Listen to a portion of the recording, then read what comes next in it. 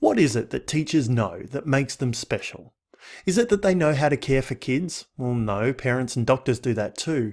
Is it that they know their subject matter? Well, not really, lots of people know stuff.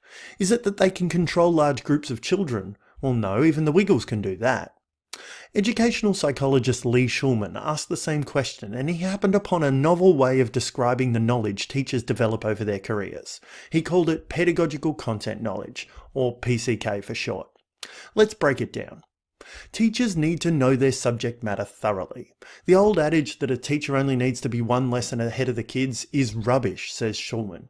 Great teachers can answer complex questions about their topic and know enough about the domain to spot mistaken thinking when they see it in students or in resources. But this doesn't make a teacher. A physicist knows physics really well and could answer questions about his or her domain, but this doesn't mean they'd be a great teacher.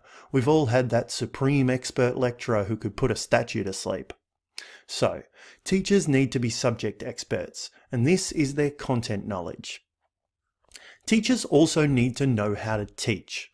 Pedagogical knowledge consists of theories and principles of teaching and learning, knowledge of learners, and knowledge of principles of classroom behaviour and management.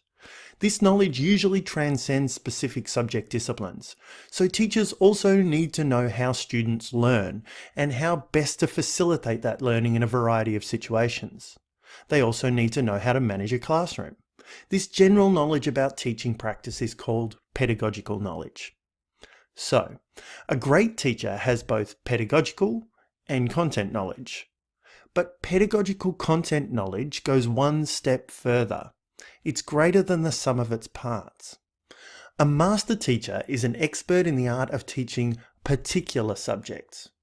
This involves knowing super effective resources, metaphors, activities, and sequences to facilitate learning for specific types of students.